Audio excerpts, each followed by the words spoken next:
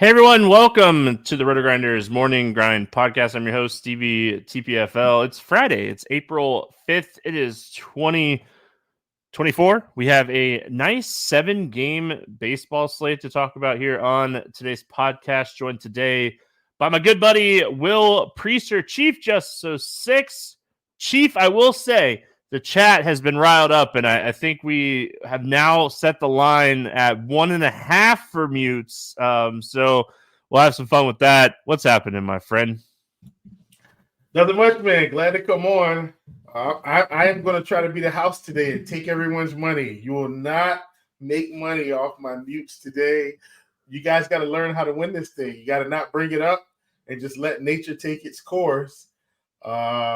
Now that you've brought it up, Steve, I'm going to be hyper aware. I may have some delayed responses, but I will not move my mouth without clicking the unmute button. I want all the house money here in my pocket today. Yeah, you guys brought it up. That's what you gotta wait. You can't bring it up. So now he's aware of it. So all right, well. Hope everyone's having a great Thursday night over there on YouTube, and pumped to have Will on. And nice slate, a lot of pitching. Day baseball on Friday, just fantastic. We're not talking about that slate, but just we're getting some day baseball on a Friday, and a nice little 7-gamer here starts at 6:40 Eastern. Weather looks okay here. Obviously it's the night before, but gosh, I love when the weather's okay and we can break this thing down and have some fun. We get started at the top. Mets, Reds, 9 total. Pretty much a pick'em game. Cincinnati, a very slight favorite in this one. Jose Quintana, Hunter Green. Let's go Jose Quintana first. Any interest here in Quintana? No. He's like, I'm not even playing around. Like, we're getting the quick nose already. We're not getting muted mics. Quick nose. I mean, Jose Quintana for me almost always is a no. He's not a high ceiling guy. We have a lot of great pitching on this slate. I think I'm going to pass on him as well. The other side of this, we got Hunter Green. He threw 100 pitches in his first start. He struggled with a little bit of command, but 100 pitches. They were really trying to get him that 5th inning. That last out of the 4th inning, or last out of the 5th inning. Any interest here in Hunter Green at 8,300? I do have interest in Hunter Green for tournaments. I probably wouldn't play him in cash, Stevie, but I mean, this is a guy that historically over his past 2 seasons has been close to a 30% K guy. And so, when we're saying, hey, he's got the juice here. I mean, even in that game, tough game against Washington, like you said, struggled with command, 4 walks, still had 7 strikeouts, Stevie. Like, that's it. If for some reason when BABIP is in his favor, he's got 30 to 40 point upside on DraftKings. We just got to hope that, he can pitch around the Mets a little bit in the Great American Small Park. I think for tournaments at 8,300, he's in. I'm not fading him for tournaments in mass multi-entry. Yeah, I think chasing some strikeout upside is definitely worth it here. I mean, it's been a really slow start to the season pretty much for the whole Mets lineup. They finally got their first win against Detroit in Game 2 of the doubleheader on Thursday. But slow start for Stewart, McNeil, Beatty. Like, these guys are striking out at huge clips. So obviously it helps when you go from like Citi Field to the Great American Small Park. You're going from one of the worst hitting ballparks in baseball to one of the best hitting ballparks in baseball. So let's talk about these Mets bats on teams that you're not playing Hunter Green. Because, I mean, we're not playing Hunter Green 100% here by any means. He does give up a lot of hard contact. It is a very small ballpark. He is a fly ball guy to lefties. I think we chase some home runs here. It's been a slow start for the Mets, but you obviously could chase a home run with Alonso against anybody. But I think this is a spot you could potentially chase a home run with like DJ Stewart, Brett Beatty, Francisco Lindor is someone that definitely gets a bump in this spot. So I don't know if I full stack the Mets. I definitely consider them a secondary stack here. What are your thoughts on the Mets? Yeah, for sure. Definitely think, in terms of, even if we're not saying strictly one-off, Stevie, some mini stacks of, Lindor Nemo, Lindor McNeil, Lindor Stewart Nemo, Stewart McNeil, different things. And I think that's something we can get roll around with. I will say, if I'm going 3-man, I got to have Alonso in some of them. Like, he's their power guy, the polar bear himself. And I know Hunter Green, once again, man, huge strikeout guy. But if we're going to get home runs, I think he's in the mix. So he would definitely be on my radar. Once again, I'm with you. Don't want to completely stack the Mets, but some mini stacks, 2 to 3, I think is definitely reasonable and within the cards for this team. Going to the other side, the Reds, Jose Quintana is hittable. I think that's the nicest way to put what Jose Quintana does. Low strikeout guy. And he gets hit. He generates some ground balls. He does a good job of doing that. He does a good job of limiting hard contact, but we're also getting now like to the end part of Jose Quintana's career. And I just feel like this is going to be a year that we're really going to be picking on him, and he's going to get hit hard. The Reds have like this really young, high upside offense. What are your thoughts on the Reds bats? Yeah, man, love the Reds bats. I think a lot of people are going to like the Reds bats, Stevie. They've kind of come into the season as the darling team just for DFS, just in terms of pure matchup. They opened up the season, with bad pitchers, it felt like, and we've just been playing them ever since. But I think one of the main reasons for that, Steve, is they're still not overpriced. Really, they're one, let's call it name value bat. Ellie De La Cruz, he's 5,300. Outside of that, Stevie, everybody else is very reasonable. Their most expensive catcher is Stevenson's 3,600. Encarnacion Strand, 4,300. India, 45. Now, India was in the 3K range. He has come up since the Open. But Candelario, he's 4,400, and I think he should play. I don't think he's going to be out here. Like I said, Ellie's over 5K. Steer, 4,700. Benson, 3,900. I know Martini's a lefty. Will he play today? I feel like he's their everyday guy. He's 3,700. My point, Steve, is they're just not overpriced. And I think that alone, when you talked about them being a young, high upside team, I think a lot of people will end up liking them. Whereas this slate isn't huge. I do want to check their ownership. Right now, I'm in. If they get if the ownership's a little bit too high, maybe I taper my ownership levels in my build. But all in all, right now, Cincinnati's a great team to play today. Yeah, love this spot. Just in general, Spencer Steer should draw like a third or fourth spot in the lineup here. He was hot in spring, and he hasn't slowed down. He's just been hitting the ball every time he gets up to the plate. It feels like he had a great series against Philly.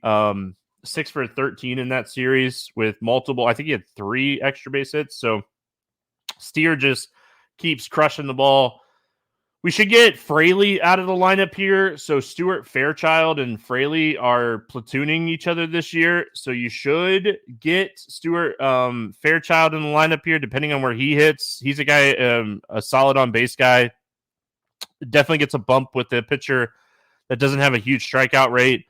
It'd be interesting to see if they catch Stevenson or Mali. I would assume they catch Stevenson because they did have a day off on Thursday. But either one of those catchers that draw the start here are in play. We should mention Candelario left the game on Wednesday with it looked like an elbow injury, so we'll see if he's back or not. But yeah, I like the Reds. I think that this is a good game to target home runs.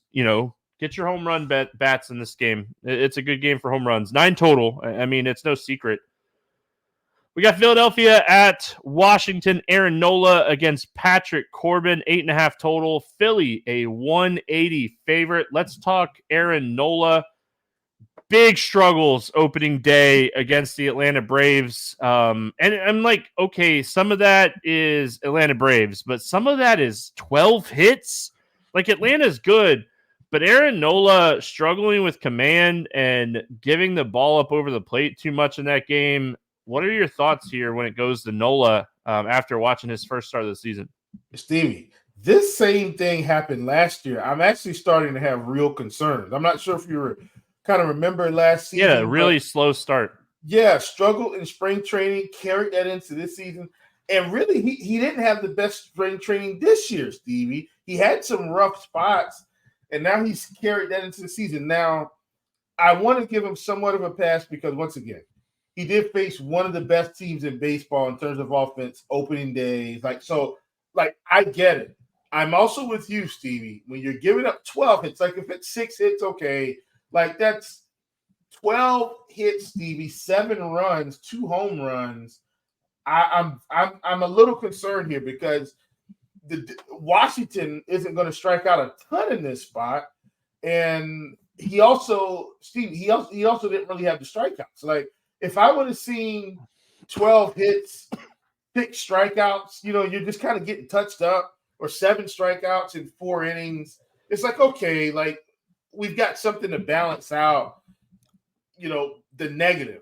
But he only had 3 strikeouts in 4 1/3 innings. The Braves are a much better offense than Washington. Don't get me wrong. I'm actually really concerned. I'm fading Nola today. And I know I went all around the way to say I'm fading him, but name value, he's a good pitcher. But we're starting to see he's starting to become a repeat offender in my book. I think by June, we'll probably change our tune, Steve. But right now, I'm not going to play him. I'm going to take the fade because we have enough good pitchers for me to reach with Aaron Nola, who may be struggling to start the season. So I think I'm on the opposite side of you. I think this is a good buy low spot for everything that we saw. And the reason that I'm going to say, like, the weather in that game was awful. It was like a cold, misty, they even got some rain in that game. Like, I'm going to kind of chalk up, like, his swinging strike rate being down on just the fact that, like, if anybody's ever pitched in the cold and with a wet ball, like the baseball is almost impossible to grip. It's just awful. He only gave up 15% hard hits. He had a 556 BABIP in that game against Atlanta. If he's going to be chalky, I'm with Will. I'm out. But I do think that Nola is going to be someone that is going to go low owned on this slate because of how awful he was. And honestly, we talked about it all year, last year, all year. We've talked about it a little bit to start this season. Washington just doesn't have a great lineup again this year. This is a lineup we're going to target a lot. The bottom half of this lineup is awful.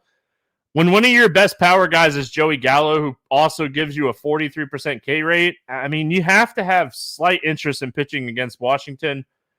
I'm going to again, buy low here on Nola, and I like him today. I think this is an excellent bounce back spot. If he goes out and struggles in this spot, I'm worried. But I'm not going to worry about facing Atlanta, facing them in bad conditions, and having a 550 BABIP. That's like half of the balls being in play are hits, and that is just real. Like average BABIP is like I think 290. 550 is almost double that. Patrick Corbin, he's still not good at throwing baseballs. You said it. You're like, hey, the Reds have gotten some good matchups. Well, they got Patrick Corbin. That was one of the guys they faced. Corbin, he was awful in his first start of the season. Obviously, he's a guy that you're always worried about walks. The strikeout rate's way down. He got absolutely hammered in that game, looking at his hard hit rate from one start. Like, no chance I'm playing Patrick Corbin today, and I assume you're going to give me the old-fashioned quick no here. Nope, no Corbin. No, it would have been funny, though, Will, if you were like, I'm on the opposite side of you with this one. That would have been great. No, but I think not with Corbin. I think the only person we've been opposite on so far this year, I think, was Blanco from Houston. Yeah, and I was wrong, right? I didn't like him that much. Yeah, but I mean, it was just, he dominated them. I watched a lot of that start, and I mean, we've talked about it for years about the Blue Jays being bad against changeups, and he dominated them with the change. And then Javier tried to do the same thing. Was it 2 nights later or the next night? And he couldn't locate the changeup. He was locate. Yeah, he was pitching fine. He just couldn't locate. I was like, what are you doing? Let's talk Philly bats. I'm sure you're with me on this one. We have a lot of interest in Philly. Who do you like here? See, I like everybody. Lefties, righties, you name it. I mean, But Castellanos should flash a little bit of power here. Trey Turner, 6,100, love him. Stott, Harper, Real Muto. Stevie, I like the whole team. I'm in. Yeah. Like lefties, righties, I'm in on a whole team here. No reason to not fade Philly. I'm hoping maybe because they're slightly more expensive than Cincinnati, Stevie, that they don't get as much ownership. Like, I'm just hoping they don't get as much. And if so, beam me up, Scotty. I'm taking Philly all the way. This is a great spot for them today. Yeah, and they haven't been platooning a lot. They've kind of let their lefties face lefties. They do have some platoon options if they do end up going down. They have Sosa. They got Patchy. They have some big bats like waiting in the wings there. Alec Boehm is great against lefties. I assume that he'll be in the lineup here. So, I mean, Castellanos is one of my favorite plays on the entire slate for DraftKings. He's $1,000 too cheap for this matchup against Patrick Corbin. I hope he's not popular, but he should be. So he's one of my favorite plays. But yeah, all these guys, I think it's just in general a fantastic spot for Philadelphia. Any interest here in the Washington bats? I'm close, Stevie. I think, but here's what I think I'll do. I think I'll play them as a secondary in maybe 10%. The reason why I'm saying that, if for some reason Aaron Nola's really messed up right now, kind of like last season where he was having location problems, Stevie. Like he just couldn't put his pitches where he wanted them, and so he was hanging a lot of curveballs. They were right down the middle, and guys were just rattling off extra base hits. Like when I watched him pitch, I watched those starts because he was someone I was tracking.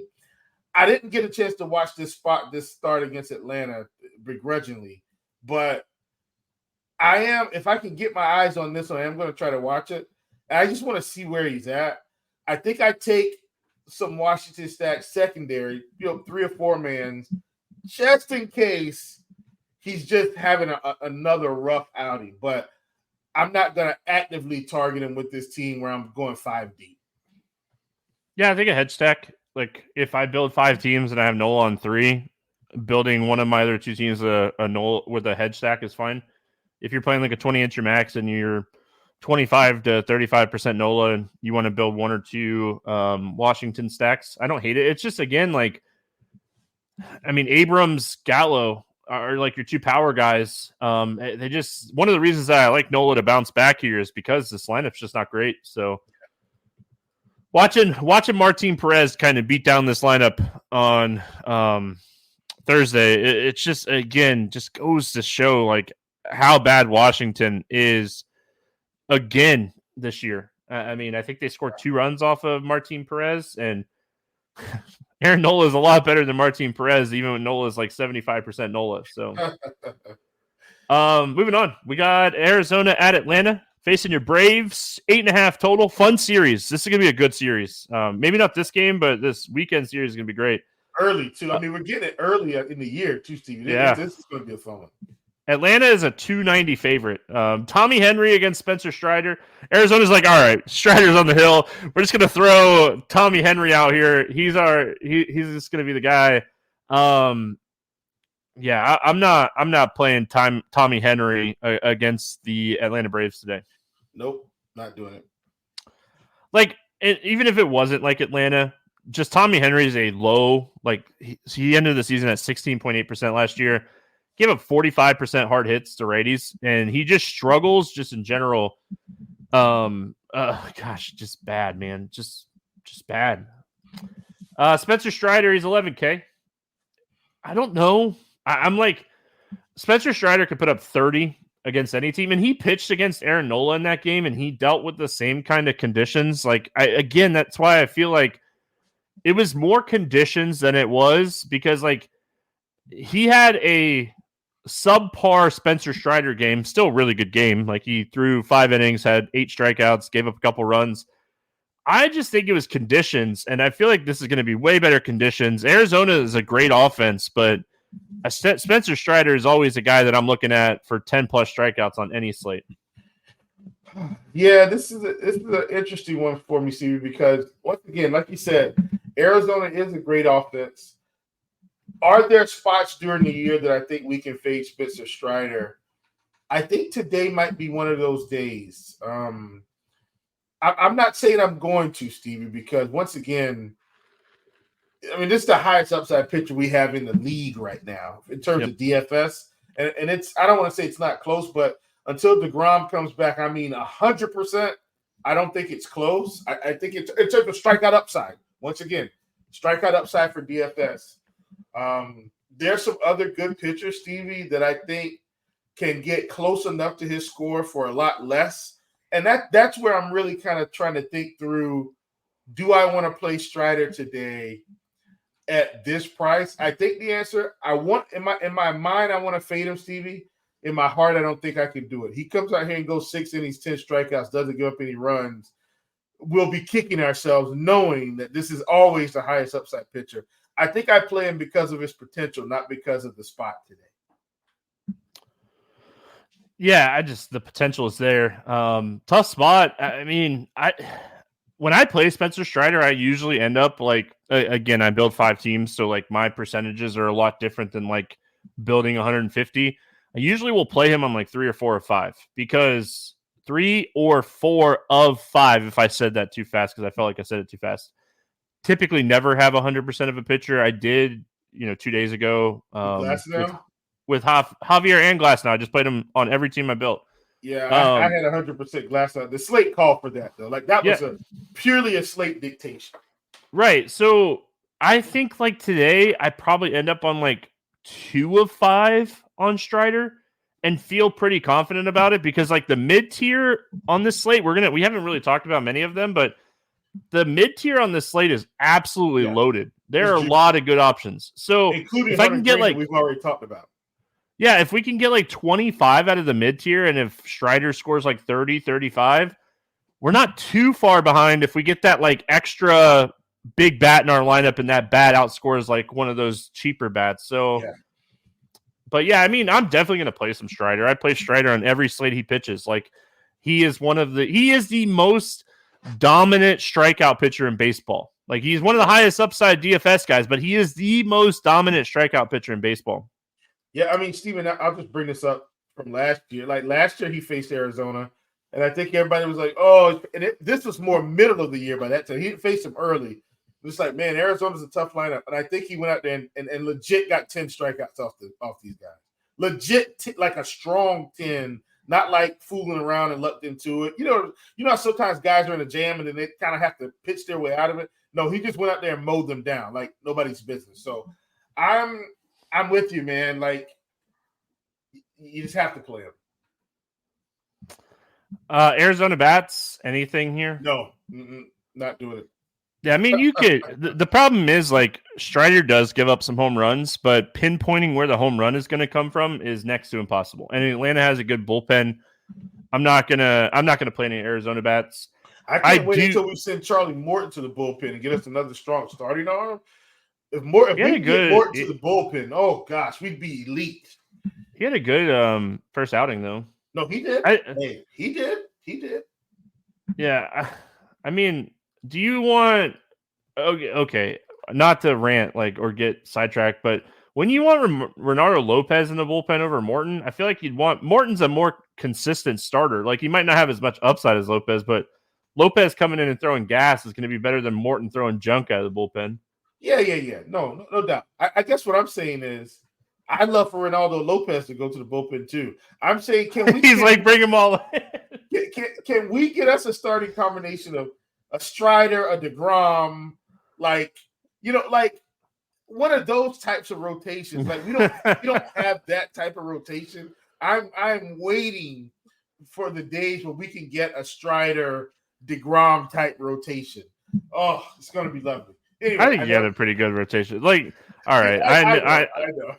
As a Red Sox fan, I think you guys got a pretty good rotation. Like, listen, Chris Sale's there. We're just hoping he makes it through the year. If Chris Sale can make it through the year completely healthy, I feel much better in October. Much better. Oh yeah. Great pickup if he can get there. All right, let's talk Atlanta bats. I'm very interested in the righties. Like, I want to play the righties here for Atlanta. Just about any one of them. I like Ozuna a lot. Like Duvall. On the cheap end, Arcia. What are your thoughts here when it comes to Atlanta? Oh yeah, love Atlanta, man. Stacking this team up big time.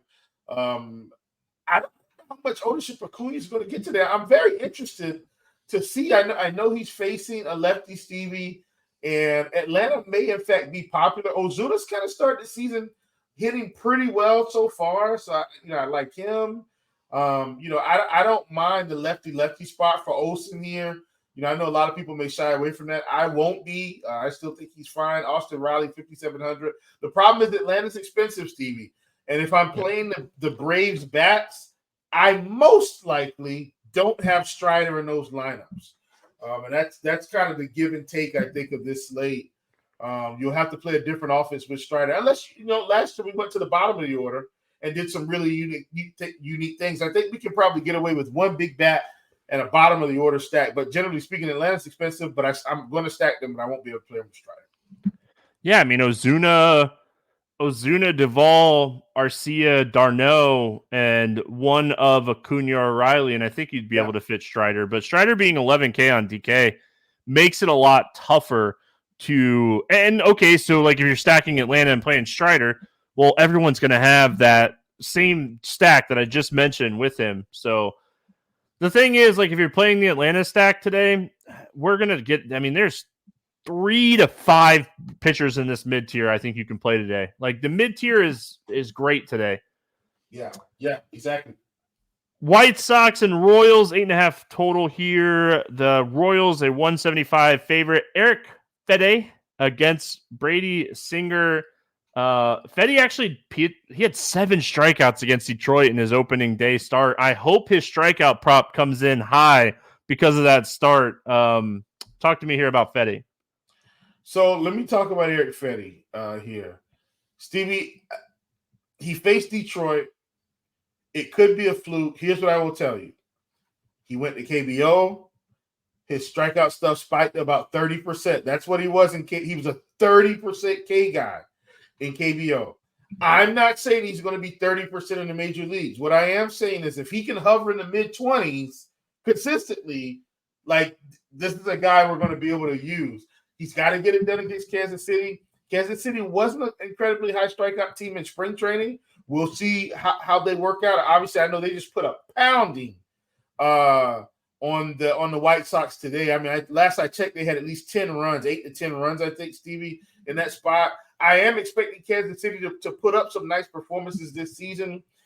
I think I'm going to let my affection for him in KBO sway me. At 7,200, he's going to be one of my cheap guys that I take a shot with. I'm going to take some shots with Fede, and let's see if he can pull off another performance. If he gives me 18, I think I'm okay. I'll take 18 from Fede in this spot at 7,200, Stevie. But once again, I'm gonna. He had 96 pitches. He's fully stretched. Let's see if he can get through 5 innings fairly clean, or possibly upside for 6 and keep that strikeout upside. If that's the case, he's still a touch too cheap.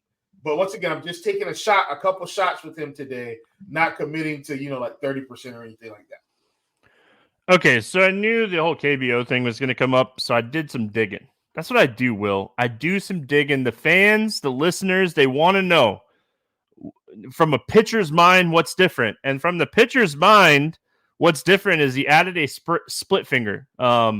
He, in his first start and in the KBO, did not use his cutter a lot. And he went from heavy cutters to mixing fastball, slider, splitter. We'll see how it translates over. I mean, now we have more data, right? Like, now after the Detroit start, Kansas City's going to come out with more data. All right, well, we got to look for the splitter instead of the cutter. So I think that is one of the biggest differences that I saw. The other thing that I saw is he was up in velocity on average. His fastball's up in velocity. So Fede, a guy that we picked on a lot, we're seeing him closer in velocity to like his 2000 2021 velocity, and 2021 he still got hit hard. So his that was his highest strikeout rate of his career, though. He had a 21.7% strikeout rate that year. That was the highest he's ever had. He had a 9% swinging strike rate that season. So again, maybe I play the wait and see approach on like stacking against him. I don't know if I want to play him today, but I did want to like do the service of digging in and like finding out what's different. And the biggest thing that I saw was he's relying a lot less on the cutter, throwing the splitter more, which has a little bit more break to it, and using the splitter, his newfound pitch. Here's what I will say, Stevie. I'm going to give you this parallel. If the splitter is going to work for him, he's going to be much closer to Kevin Gausman than the old Eric Fetty. I'm not saying Kevin Gausman. I'm not saying he's Kevin. I'm saying if the splitter is working, because Gausman is like the guy in my mind that probably throws more splitters than anybody. Him and I think it's one of the guys. It's Sean Manaea, not Manaea. Is it there's one of the guys that probably throws the splitter about as much as Gausman. But I'm saying if it's going to work for him, he's going to be closer to Gausman than like the old Fetty, which is why I think we saw the strikeout rate spike in KBO, which is a high contact league. Lower quality bats overall, obviously, but they're still pretty high contact. They want to hit to get on base, not to hit home runs. Yeah, I mean, we'll see what happens here overall, but I think the best comp that I always think about is just how bad Miles Mikolas went over to KBO, developed like a bunch of off speed, like swinging miss pitches, and like he always had really good control. Came back over and was like dominant like the first like month and a half, 2 months of coming back over, and then like as the data started coming out, Mikolas started getting hit a lot. So I mean, maybe if you were to play Eric Fetty, this would be the start. This would be the time to do it. Like, so honestly, the time to do it probably would have been his first start back. And I did play him. Yeah. Let's talk about Brady Singer on the other side here. Kind of a guy that we talked about a lot towards the end of last season. Somebody that I really liked towards the end of last season. Any interest here in Singer? Oh man, love Singer today. He's one of these mid-range guys, Steven. I think you also take a shot on facing the White Sox. I don't feel like the White Sox are a dominant team. I was not expecting him to come out and put up double-digit strikeouts right out of the gate, Stevie. I mean, first start, 7 innings pitched, 10 Ks, 98 pitches. I will say this, the Kansas City Royals did have a really solid plan for their pitching staff for spring training. Most guys started with 2 innings, then 4 innings, and 5 innings. Like they kind of worked their way up, the whole pitching staff. So Singer is a guy that was ready to go. Once again, at 8,700, I think he's in that mid-range, like you talked about, another sweet spot pitcher and what I think is a fairly good matchup for him at home. So I like Singer today, no doubt about it. He's probably my favorite pitcher on the slate.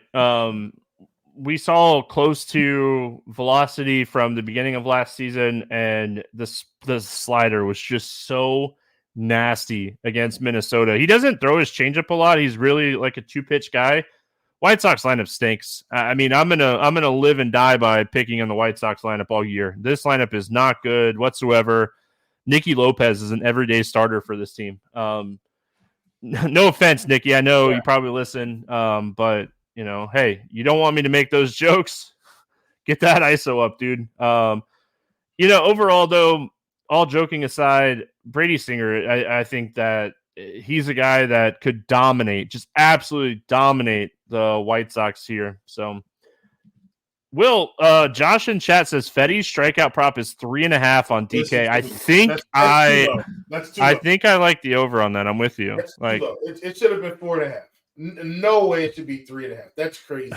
Instantly pulling up the Hard Rock app to see if it's not available yet. So I'll be looking. Josh, I like that one. I like the over. What's the juice? I'm sure you're paying juice on that. What's the juice? All right, let's talk bats. Anything here on the White Sox that you like? No. I'm not playing the White Sox. No, I'm a full believer in Singer. He's probably going to be my highest owned pitcher on the slate, and I don't see the upside in a White Sox head stack.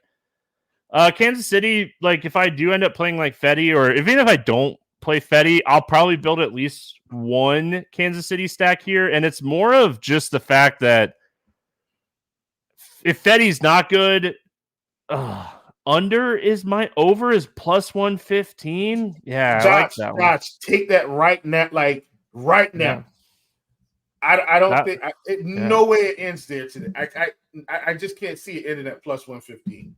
No, I like that one too. I'm with you. I'll be writing that up on Scores and Odds when we're done with the podcast. So my God. I'm hopping in my little space right now, Stevie, to see if I can get it. Like that's yeah, that one's I like that one.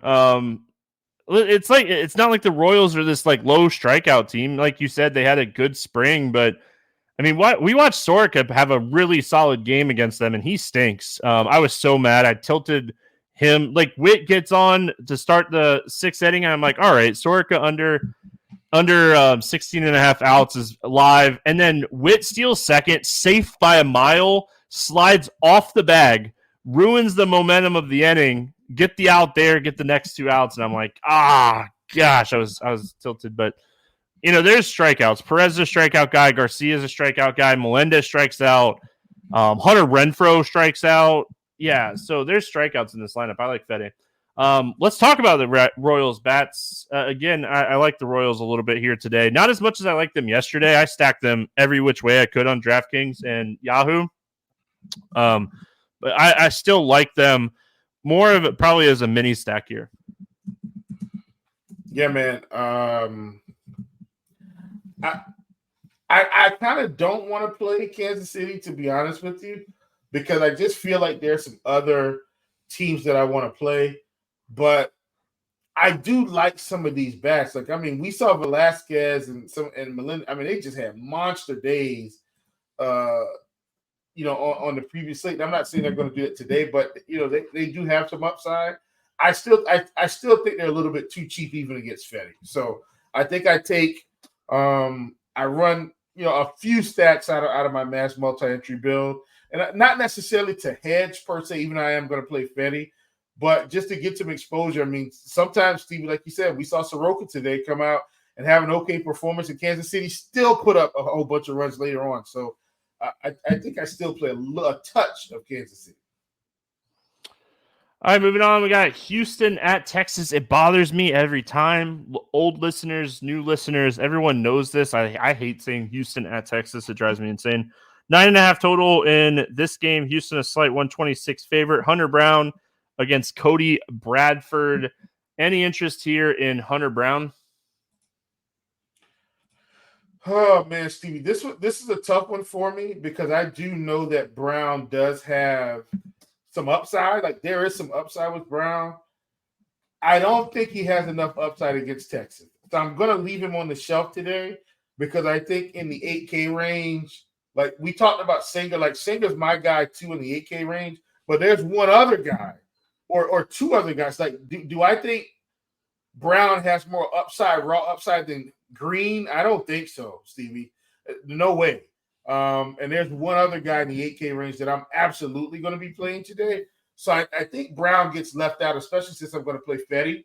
And I'm okay with that. I don't know if he has quite enough upside against Texas. See, I kind of like Brown. I love the talent prospects, like long-term for Hunter Brown. Yeah. Now, Nate Lowe is already on the IL. Jung fractured his wrist. I don't know I think it happened on Wednesday. I kind of like Brown in this spot. Like the lineup overall looks a lot worse now. Like, I mean, Josh Smith, Duran, Tavari, like there's a lot of Jared Walsh. There's a lot of strikeouts in this lineup. So I might play Hunter Brown on like 1 of 5, but I do like the long-term prospects of Hunter Brown. I think he has a lot of talent. He's a huge prospect. So I really do think I will end up playing him on a little bit here, just in general for what it's worth. So I still worry about the Texas bats. I still think it's a good lineup. we do have better options in this range as far as matchups are concerned. But I just like the potential more than anything else in this spot. I like him even more the fact that I really do think he's going to be overlooked in this spot. So, yeah. Bradford on the other side, he's a lefty. He gets a terrible matchup here. Whether or not Cody Bradford is good or not, it's still way too early to tell in his career, but he's facing one of the best teams in baseball against left-handed pitching. I got nothing on Cody Bradford today. Yep, not playing him. Not at all. Yeezy said he likes the overs in this game. I like the over on Houston's runs if it's 4.5. I haven't looked yet, but I don't know if I bet the full over on this game. Maybe 9.5's high. All right, Houston bats against the lefty. I mean, Altuve, Bregman, Diaz, McCormick, Pena. I mean, all these guys are going to be in play for me. And again, I say it all the time. I love Chaz against left-handed pitching. And Diaz is finally up to the point where you actually have to think about playing him or not at 4,200. Finally. What are your thoughts on the Astros?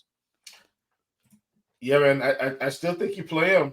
There's enough mid-range pitching to get it done. You know, we've got Jose Abreu, who, man, is not doing much. So I don't know. You know, he'll be in some of my larger stacks.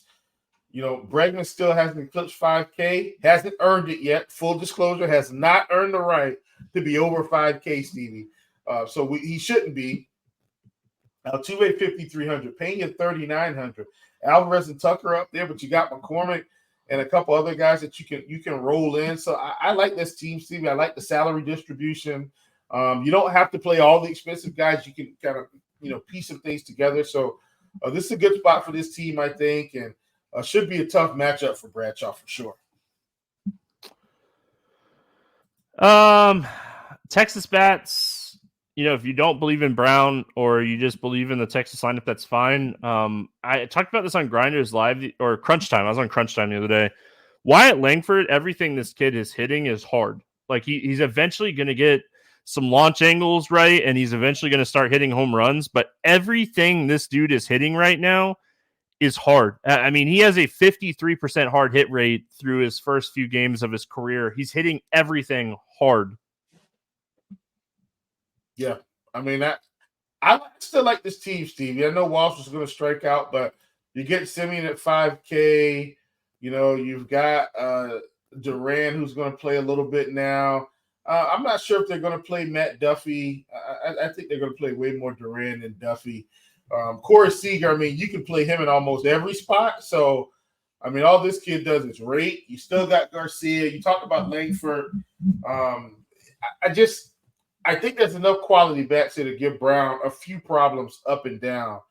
So I like this game in general. I think once again, I don't think I go full 5-man on Texas. I probably go 3 to 4 max, probably mainly 3-mans, but I still like the spot. Houston, I'm for sure going 5-mans here. Yeah, Carter doesn't have a hit this season, but he's walks and steals bases and scores runs. Like, yeah, I mean, Evan Carter is going to start hitting too. So, yeah, this team's going to start hitting and start rolling. Corey Seager always, like you said, always in play.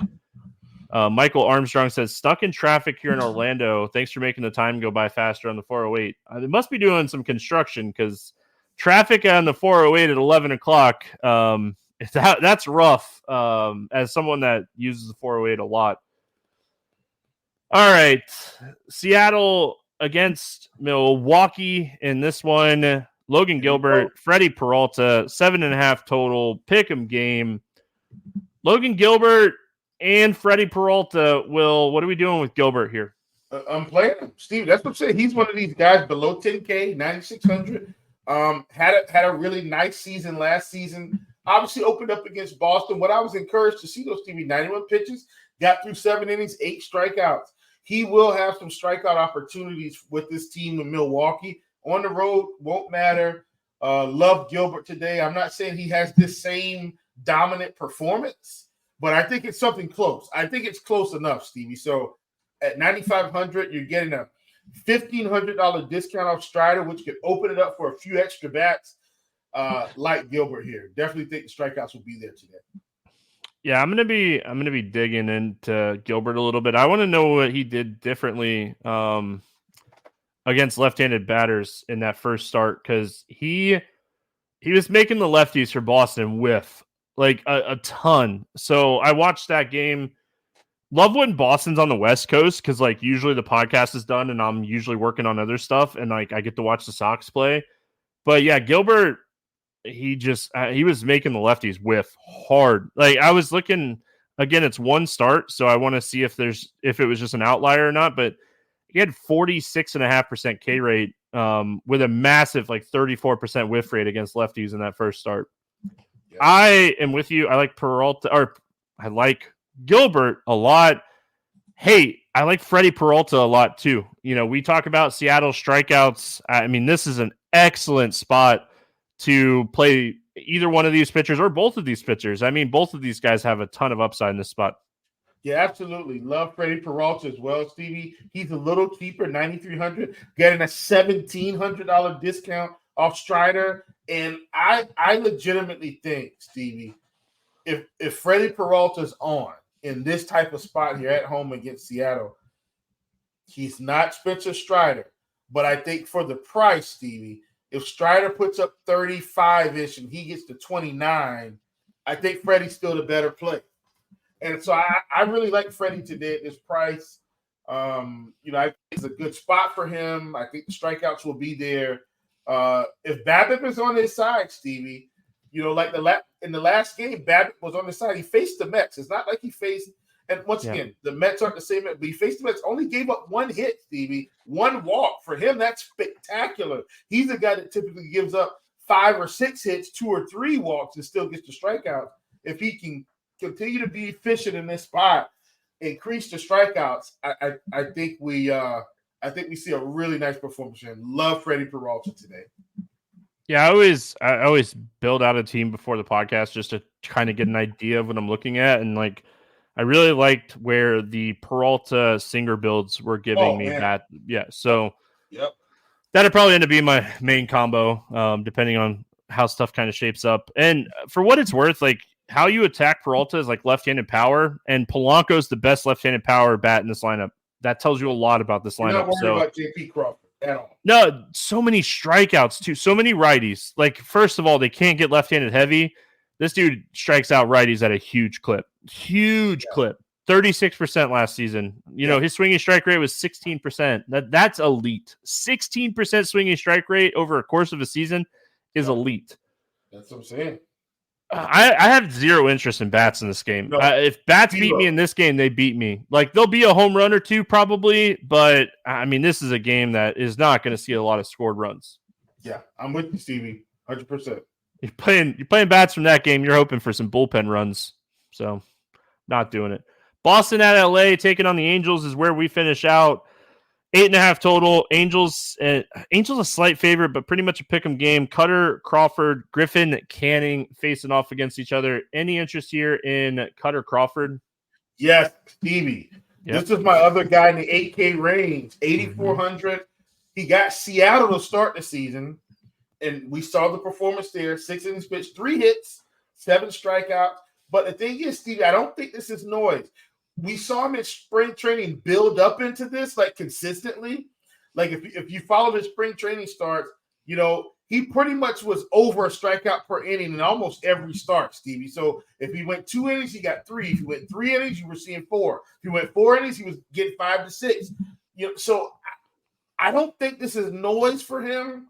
Another year under his belt, facing a team that's also going to give him some strikeouts in LA or in the Angels. I like Cutter Crawford at 8,400. He's one of my favorite pitchers today that I think won't get the ownership. I think people will play Hunter Green.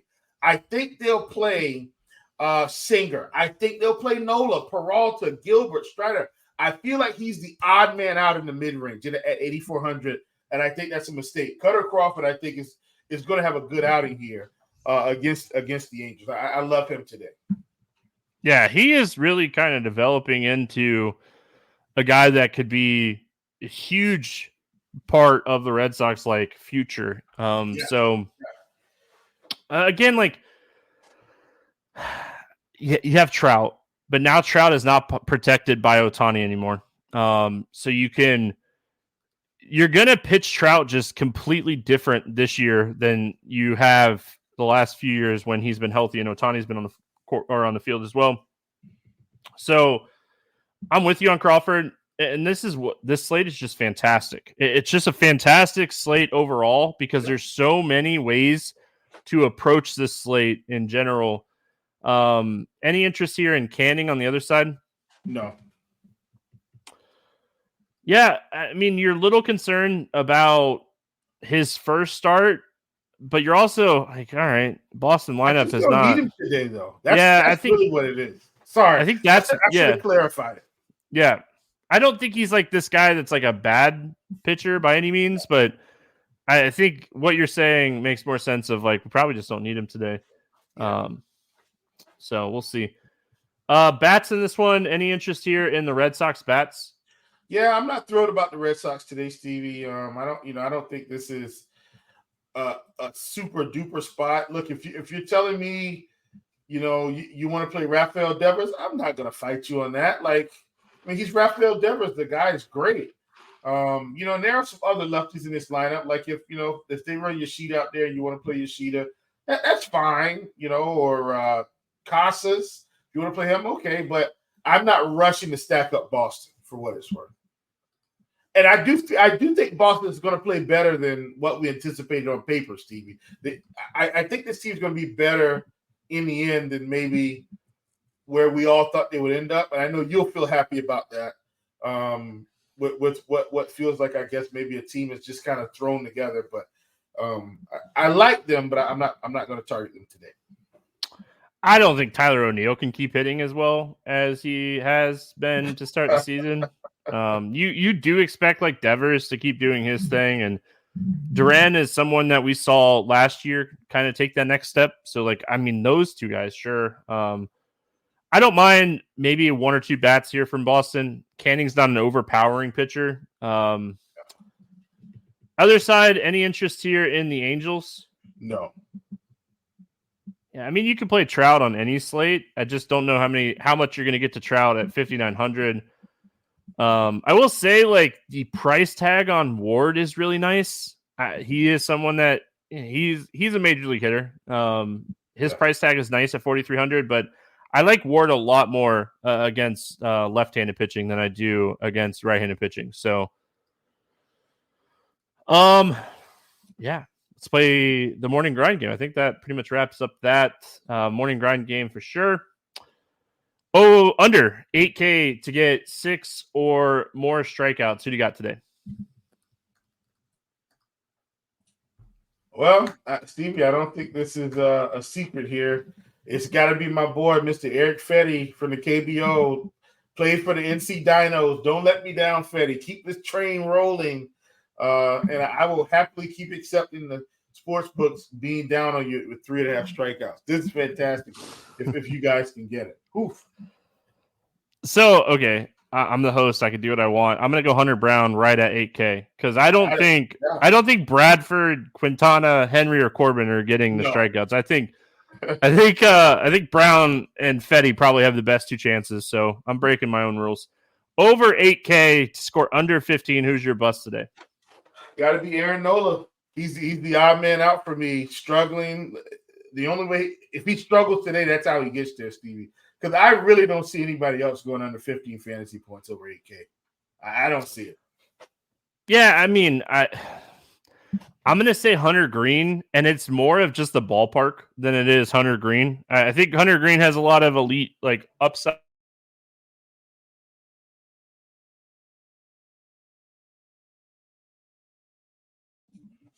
Ladies and gentlemen, it looks like Stevie fell out a little bit. I'm sure he'll be right back. So don't sweat that. I'm going to try to finish this out. He was saying it was Hunter Green was his choice at 8,300. I definitely understand his stance on Hunter Green for what it's worth, just because Hunter Green, if he has those control issues, right, then at that point, that I think is what would cause him to miss the mark. So Hunter Green, 8,300. That's going to be Stevie's choice for Did less than you 15 fantasy out points. a And little bit? Stevie's back. Yeah, I don't. Okay, I listen. I love Fangraphs. I don't want to like dog Fangraphs at all. But Oh, has anybody else been having like Fangraphs issues ever since? yeah. They Leader? load slow. It's terrible. It literally just crashed my whole Chrome. So Yeah. my answer was Hunter Green for. I think I got that out there. So did you And do your? I did do the spiel for them on why Okay, I felt like you chose Hunter Green. yeah. High upside, but has control issues. Could get hit around a little bit, and that bring his fantasy points down. We've been working together a long time. Will gets me. Over. I'm not used to being on this side. This side. This side. This side. All right. Over 4K to hit a home run. Who do you got to go yard today? Man, I'm gonna go with the guy, Stevie. That I'm going hometown here. I gotta stay there. Give me Marcelo Ozuna, 4,500. Let's see a missile go out of Truist Park today. Yeah, I like that. Great ballpark, man. I love that ballpark. One of my favorite ballparks to go to Truist watch is games. amazing. Yeah. I'm going to go with my boy Nick Castellanos. I talked about him. I absolutely love this spot for him today. Under 4K to get 2 hits. Who's a cheap bet that you like today? Man, Stevie, we got a lot of them today. I was trying to think through different scenarios. Look, man, I think this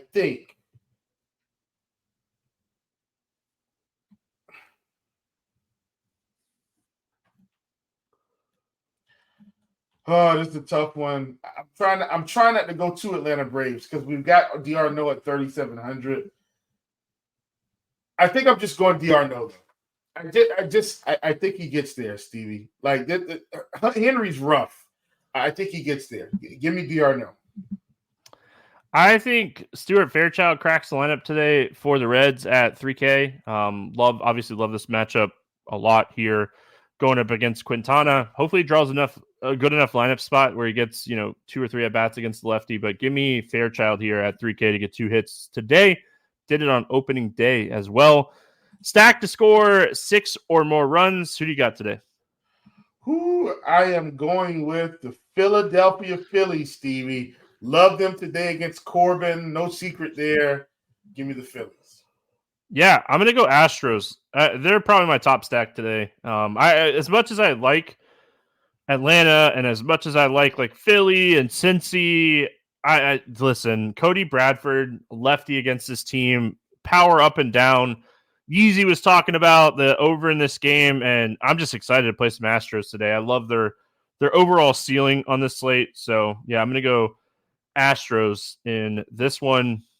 Let's talk player props or pick 'em plays. Anything jumping off the board here for you? Listen, they're giving us Brady Singer. Stevie, I don't know what's going on. Something's going on here.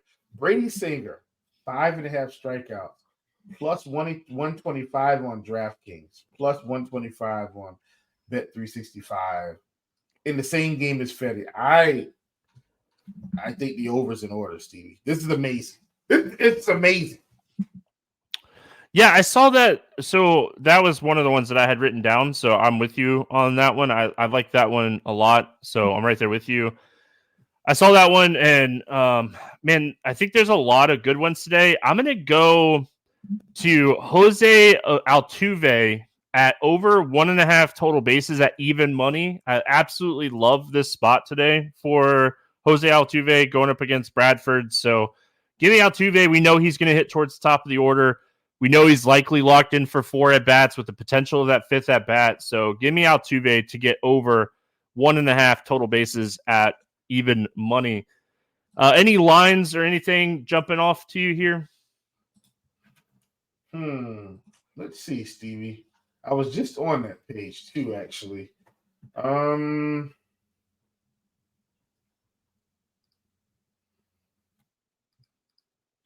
Man. I mean, really, Stevie, I think this is actually a good line. They're giving us Houston. We're getting at minus 125. on Bet River. I mean, it's around 130, 135 everywhere else. I think that's pretty good considering I'm expecting them to win this game. I like them a lot. Yeah, I mean, I think that's a great one.